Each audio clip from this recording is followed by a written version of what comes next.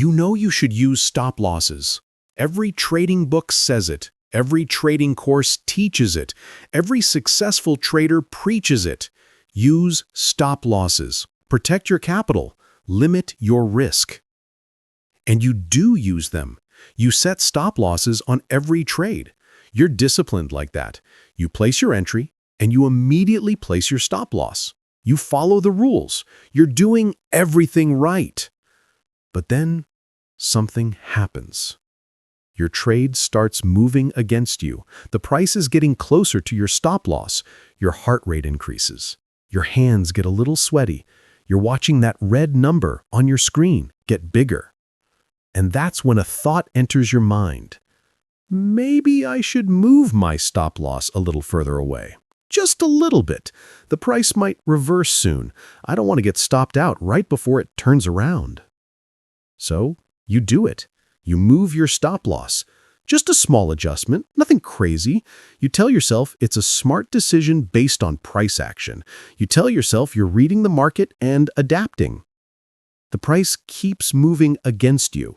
It reaches where your original stop loss was, and because you moved it, you're still in the trade, losing more money now, but still in the trade. You move your stop loss again and again, each time telling yourself just one more move. It has to turn around soon. Eventually, one of two things happens. Either the price finally reverses and your trade becomes profitable, which makes you feel like a genius for not taking the loss, or the price keeps going and your small planned loss becomes a massive, account-damaging loss. This scenario plays out in trading accounts around the world every single day. Traders set stop losses, then ignore them. They move them, they remove them. They convince themselves that their stop loss was wrong and the market will prove them right if they just hold on a little longer. But here's what nobody talks about. This isn't about discipline. This isn't about being weak or stupid. There's a secret psychological reason why traders ignore their stop losses. And once you understand this reason, you can finally stop doing it. Let me tell you about Yale, who destroyed 3 trading accounts by ignoring stop losses before he discovered what was really happening in his brain. Yale had been trading for about 8 months when he blew up his second account. His first account lasted 3 months before going to zero. He thought he'd learned his lesson. He opened a second account, smaller this time, determined to be more careful. But 4 months later, that account was also gone. Yale sat staring at his empty account balance, feeling devastated. He couldn't understand what kept happening. He had a strategy. He used stop losses. He wasn't gambling. So why did he keep losing everything? That's when Yale did something he'd been avoiding. He went back through every single trade from both accounts, all 186 trades, and he looked specifically at one thing: what happened to his stop losses. What Yale discovered shocked him. Out of 186 trades, Yale had moved his stop loss on 94 of them. That's more than half. 94 times Yale had set a stop loss and then changed it during the trade. But here's what was really disturbing.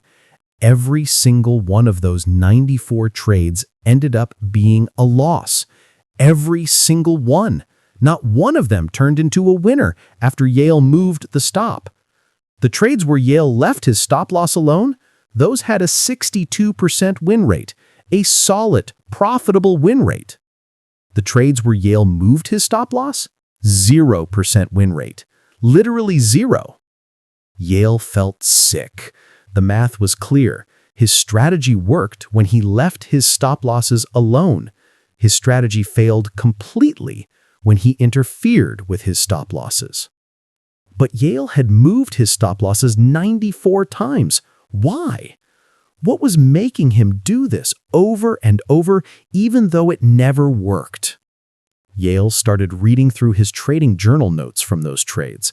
He'd written down his thoughts and feelings during many of them, and he noticed patterns in what he'd written. On one trade, Yale had written, "Moved stop loss because I can't accept being wrong about this trade. I know I'm right." On another, "This trade has to work. I've already lost 2 trades today. I need this one to be a winner." On another, "If I take this loss, I'll feel like a failure. I'll feel stupid. I can't handle that right now." Reading these notes, Yale finally understood. The secret reason he ignored his stop losses wasn't about market analysis. It wasn't about reading price action. It was about something much deeper. He couldn't accept being wrong. Understanding that he couldn't accept being wrong opened up a whole new level of self-awareness for Yale. But it also raised a deeper question about why this feeling was so powerful. Being wrong feels terrible, not just a little bad, really deeply, painfully terrible. And this isn't just about trading. This is about being human. When you're wrong about something, your brain experiences it as a threat. Not a physical threat, but a psychological threat to your self-image. Being wrong means you're not as smart as you thought. Being wrong means you made a mistake. Being wrong means you failed.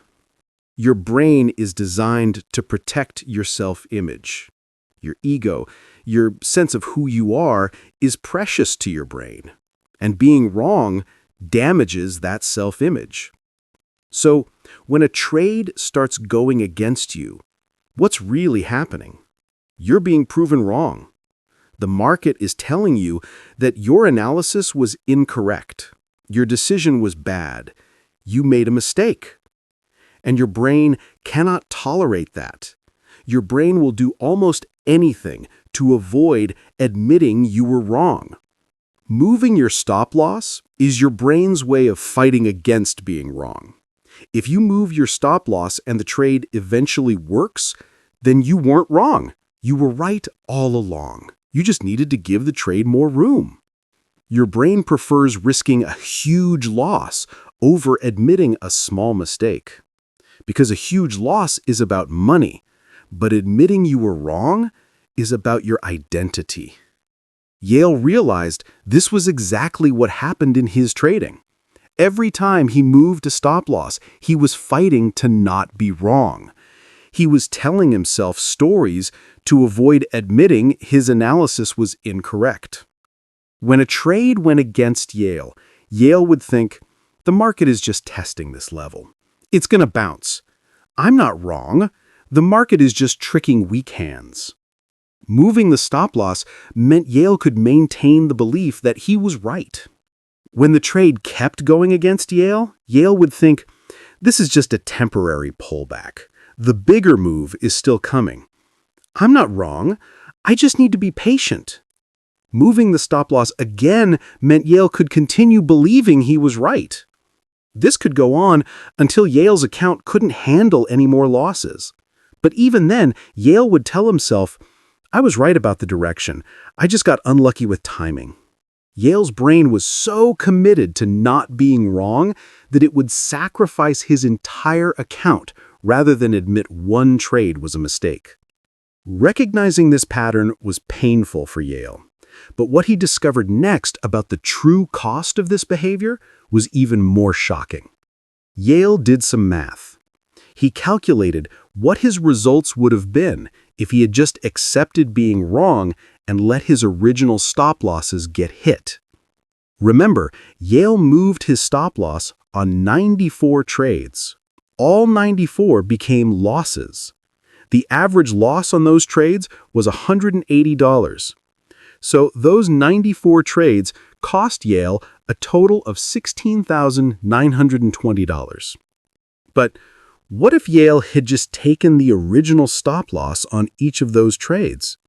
Yale had set his stop losses to risk $50 per trade.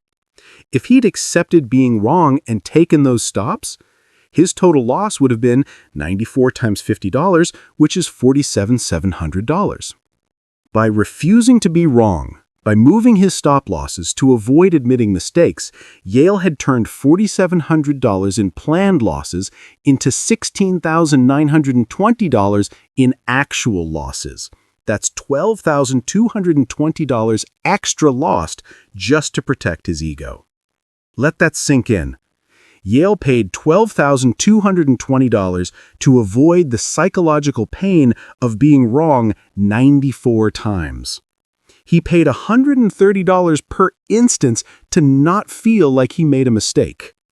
But the cost was actually even higher than that, because those massive losses also destroyed Yale's confidence. They made him doubt his strategy. They made him question whether he could ever succeed at trading. And beyond the money and confidence, there was the time cost. Those 94 trades where Yale moved his stop losses, many of them lasted hours longer than they should have. Some lasted days longer. Yale calculated that he spent approximately 47 hours sitting and losing trades that should have been closed.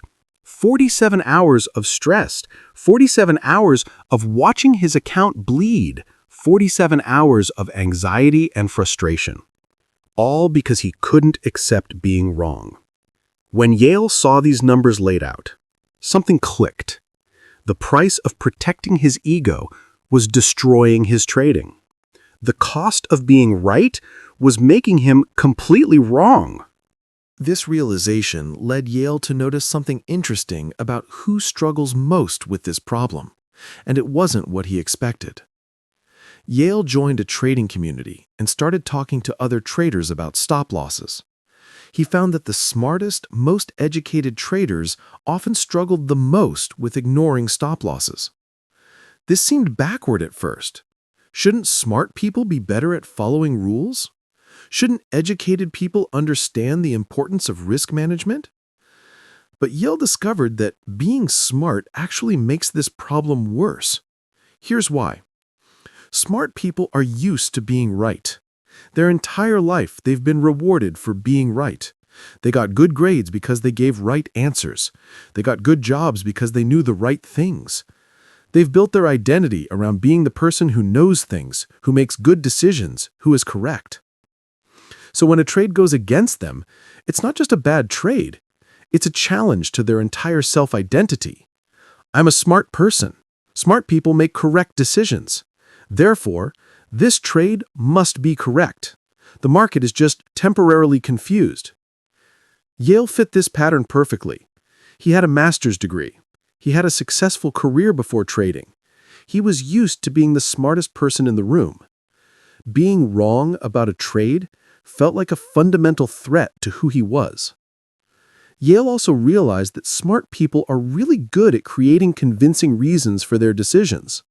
When Yale moved a stop loss, he didn't just do it randomly. He created sophisticated-sounding analysis to justify it.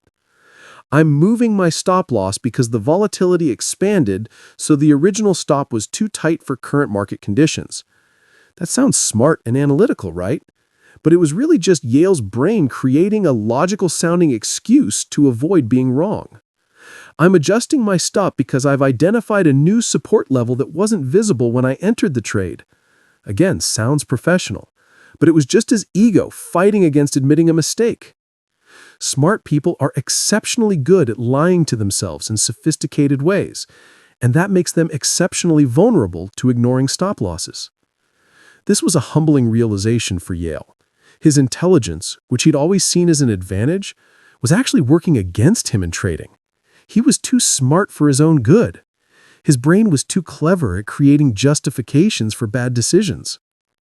As Yale dug deeper into his patterns, he noticed that not all his stop-loss violations were the same. Certain types of trades triggered this behavior much more than others. Yale discovered he had specific situations where he was almost guaranteed to move his stop-loss. Understanding these situations was crucial because they revealed when Yale was most vulnerable. Situation 1. The "I studied this" trade. When Yale spent extra time analyzing a trade, when he really dove deep into the charts and felt confident about his analysis, he was much more likely to move his stop loss if the trade went against him. Why? Because he'd invested so much mental energy into the trade. He'd convinced himself through hours of analysis that this trade was correct. When the market disagreed, Yale couldn't accept it. I spent 2 hours analyzing this. I can't be wrong. The market just needs more time. The trades Yale took quickly, based on simple signals, were easier to exit. He hadn't invested his ego into them. But the trades where he felt like he'd done real analysis, those were almost impossible to exit at the planned stop. Situation 2. The everybody sees this trade. When the setup was obvious, when other traders were talking about it in forums or chat rooms, when the setup was clean and clear on the charts, Yale found it incredibly hard to take his stop loss. Because if everybody saw this setup and Yale got stopped out, what did that say about Yale? It meant everybody else was right and Yale was wrong. It meant Yale missed something obvious. It meant Yale wasn't as good as other traders. So Yale would move his stop loss, desperately hoping the trade would work because taking the loss felt like public failure. Situation 3. The revenge setup trade. After taking a loss, when Yale saw a new setup that could potentially recover the money he just lost, he would take the trade with extra confidence. This is the one. This will fix everything.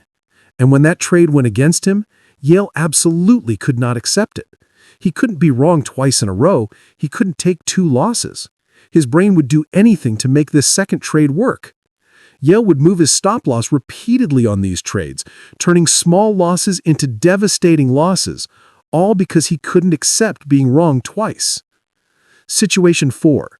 The perfect technical setup trade. When a trade had everything Yale looked for, perfect trend, alignment, perfect entry point, perfect indicators, Yale felt certain it would work. This was a textbook trade. This was trading by the rules. So when the market ignored his perfect technical setup and moved against him, Yale's brain short-circuited. This doesn't make sense. This should work. The textbook says this should work. Yale would hold these trades far longer than he should, moving his stop loss multiple times because his entire understanding of trading told him these trades should be winners. Identifying these 4 situations was a breakthrough for Yale, because once he knew when he was most vulnerable, he could create specific strategies to protect himself during those exact moments. The failed solutions Yale tried. Knowing when he was vulnerable was one thing, but finding a solution that actually worked proved to be a much bigger challenge than Yale anticipated. Yale tried several approaches to stop moving his stop losses.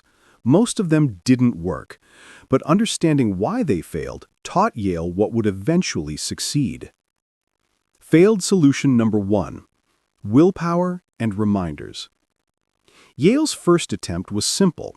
He wrote reminders. He put a sticky note on his monitor, "Do not move your stop loss." He set his phone wallpaper to say, "Trust your stop." He made promises to himself. "I will not move my stop loss. I will accept being wrong. I will take my losses." This worked for exactly 1 trade. On the second trade that went against him, Yale felt that overwhelming urge to move the stop. He looked at his reminder. He remembered his promise. He held out for about 5 minutes. Then he moved the stop anyway. Willpower doesn't work against the psychological need to avoid being wrong. The need to protect your ego is stronger than sticky notes and promises. Failed solution number 2: automatic stop-loss orders. Yale's next idea was to use automatic stop-loss orders. He would place his stop-loss order directly with his broker. That way, even if he wanted to move it, there would be extra steps involved. The friction might stop him. This worked slightly better than willpower, but Yale found ways around it. He would cancel his automatic stop-loss order and place a new one farther away. Or he would close the trade manually before the stop got hit, then re-enter at a worse price without a stop-loss at all. The friction slowed him down, but didn't stop him. His brain was too motivated to avoid being wrong. Failed solution number 3: trading smaller positions. Yale thought maybe the problem was that his losses were too painful. If he traded smaller positions, losses would hurt less, and maybe he wouldn't feel the need to move his stop losses. So Yale cut his position size in half, but this didn't solve the problem. Yale still moved his stop losses just as often because the pain wasn't about the money. The pain was about being wrong. And being wrong with a small position feels the same as being wrong with a large position. Plus, trading smaller positions meant Yale's wins were also smaller. So even when his strategy worked, he barely made money. Failed solution number 4, taking a break after losses. Yale tried forcing himself to take a 30-minute break after any losing trade.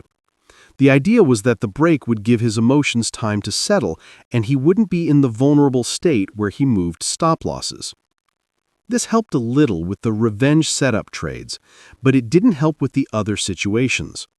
Yale would still move stop losses on trades where he'd done extra analysis, or where the setup seemed perfect, or where everyone else saw the trade. The break addressed one symptom, but not the root cause. After all these failures, Yale was discouraged. He felt like maybe he just wasn't cut out for trading. Maybe he couldn't control himself. Maybe he was fundamentally broken as a trader. But then, Yale discovered something that changed everything. And it wasn't about control at all. Now let's talk about the solution. Reframing what being wrong actually means. What Yale discovered wasn't a technique or a trick, it was a complete shift in how he thought about wrong trades. And this mental shift made all the difference. Yale realized that his entire approach was wrong. He was trying to force himself to accept being wrong. He was trying to make being wrong feel okay. But being wrong would never feel okay. That's not how the human brain works. Instead, Yale needed to change what wrong meant in the context of trading. In normal life, being wrong means you made a mistake. You failed. You're not as smart as you thought. Being wrong is bad. But in trading, being wrong doesn't mean any of those things. In trading, being wrong is just part of the probability game. Yale's strategy had a 62% win rate. That's really good. But 62 means that 38 out of every 100 trades are losers. Those 38 losing trades aren't mistakes. They're not failures. They're not evidence that Yale isn't smart. They're just the 38% of outcomes that are expected and normal. When Yale entered the trade, there was always a 38% chance it would be a loser. That was already baked into the strategy. That was already accepted when he took the trade. So when a trade hit his stop loss, Yale wasn't wrong. He was just experiencing one of the expected 38% of losing trades that his strategy naturally produces. This reframe changed everything for Yale. Before, a losing trade meant, I made a bad decision. I was wrong. I failed. After the reframe, a losing trade meant, this is one of the 38. My strategy expects this. This is normal. This is part of the process. Before, taking a stop loss felt like admitting failure. After, taking a stop loss felt like following the process that makes his strategy profitable over time. Yale started using different language in his trading journal. Instead of writing, I was wrong about this trade, he would write, this trade hit its stop loss, which is expected to happen 38% of the time. Instead of thinking, I made a mistake, he would think, this outcome falls within my strategy's expected probability distribution. This might sound like just playing with words, but the language you use shapes how you feel, and how you feel shapes your behavior. By changing his language, Yale changed his emotional relationship with losing trades, and that changed his behavior. The first time Yale took a stop loss with this new mindset, something remarkable happened. The trade went against him. It hit his stop loss. Yale let it close at the stop. And he felt fine. Not happy, not excited, but fine. Neutral. He didn't feel stupid. He didn't feel like a failure. He just thought, that's one of the 38%. And he moved on to the next trade. This wasn't about forcing himself to accept being wrong. This was about genuinely not seeing the losing trade as being wrong at all. This reframe was powerful, but Yale quickly learned that understanding it intellectually was different from truly internalizing it emotionally. Yale knew he needed to reinforce this new way of thinking until it became automatic. He needed to build new mental habits to replace the old ones. So Yale created a 3-part daily practice. Part 1, pre-trading probability statement. Every morning before trading, Yale would write down this statement. Today, I will take trades according to my strategy. Some of these trades will win, some will lose. My strategy wins 62% of the time and loses 38% of the time. Both outcomes are expected. Both outcomes are normal. Neither outcome makes me right or wrong. This took 30 seconds, but it prepared Yale's brain. It reminded him that losses were coming, that losses were normal, and that losses didn't mean he was wrong. Part 2, post-trade analysis without judgment. After every trade, win or lose, Yale would write a journal entry, but he changed how he wrote these entries. Old way. Lost $50 on this trade. I was wrong about the direction. I should have seen that the trend was weakening. New way. Lost $50 on this trade. This trade hit its stop loss, which is expected 38% of the time. My entry followed my rules. My exit followed my rules. This trade was executed correctly. The old way focused on being right or wrong. The new way focused on following the process. This journal practice retrained Yale's brain to see trades through the lens of probability rather than success-failure. Part 3, weekly probability review. Every Sunday, Yale would review his week's trades and calculate his actual win rate.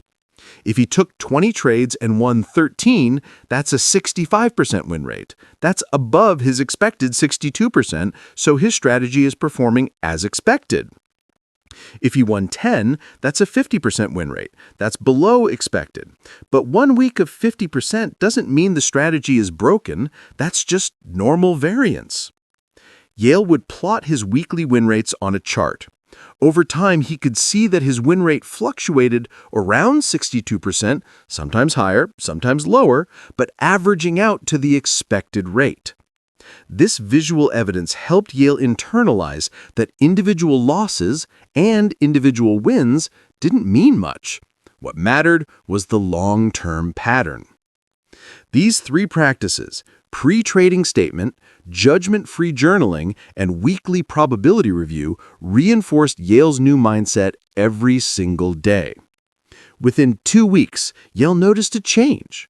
When a trade hit his stop loss, his first emotional reaction wasn't shame or frustration, it was just, okay, that happened. Within a month, Yale went an entire month without moving a single stop loss, not one. Every trade that hit his stop loss just closed at the stop. Yale accepted it and moved on. This wasn't because Yale had superhuman discipline. It was because he genuinely no longer saw stop losses as evidence of being wrong.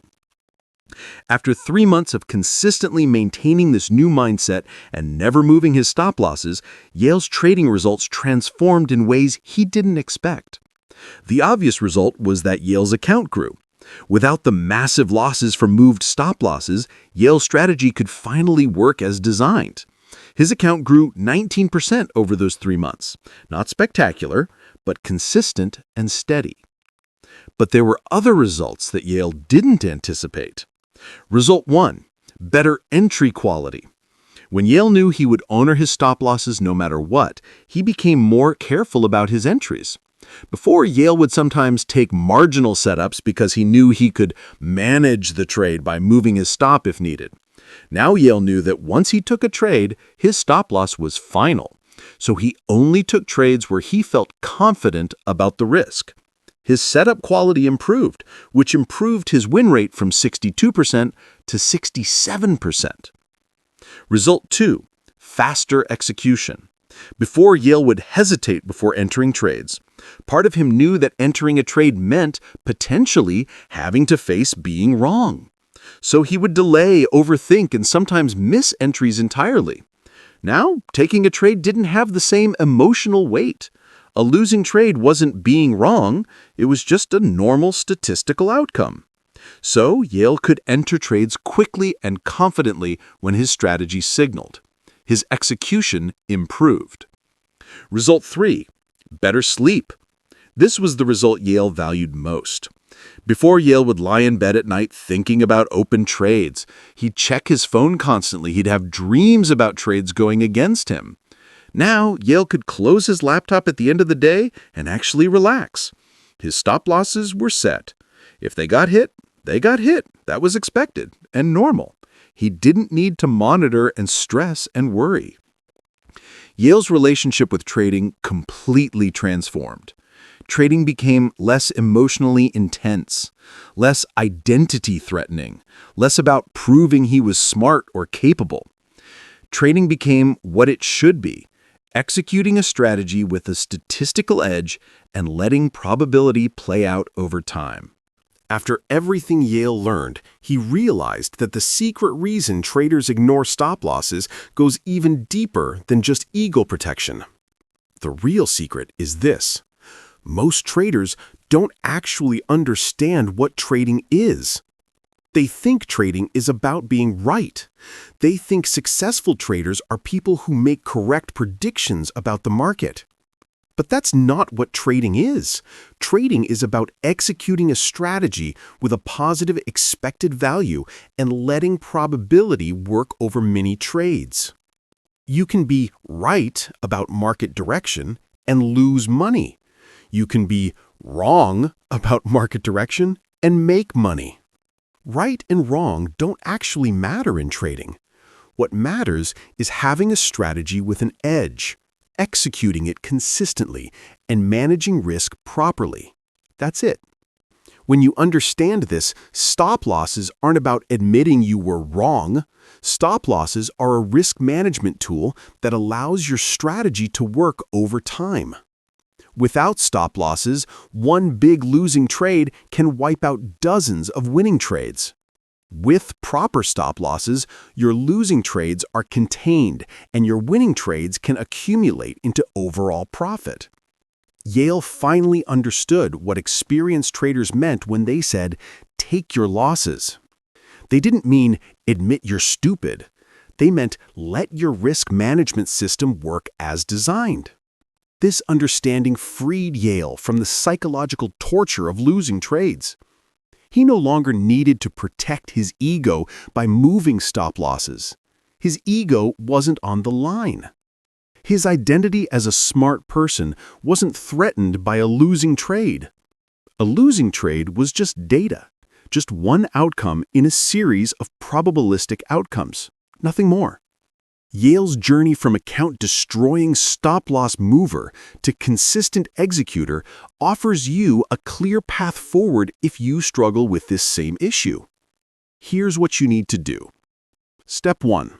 Review your stop-loss history. How many times did you move your stop-loss? How many of those trades ultimately ended as losses? How much extra money did you lose by moving stops compared to if you'd taken the original stop? Calculate the cost of protecting your ego. Write it down. Make it real. Step 2. Identify your vulnerable situations. When are you most likely to move your stop loss? After deep analysis? On obvious setups? After losses? On perfect technical trades? Write down your specific vulnerable situations. Knowing when you're vulnerable allows you to be extra vigilant during those exact moments. Step 3. Calculate your strategy's win rate. If you don't know your strategy's expected win rate, calculate it from your past trades. If your strategy wins 60% of the time, that means it loses 40% of the time. That 40% isn't failure. That's expected statistical outcomes. Write down this percentage, internalize it. Step 4. Implement the daily practices. Start doing Yale's 3 daily practices: morning probability statement, judgment-free trade journaling, and weekly probability review. These practices retrain your brain to think about trading probabilistically rather than in terms of right or wrong. Step 5. Reframe your language.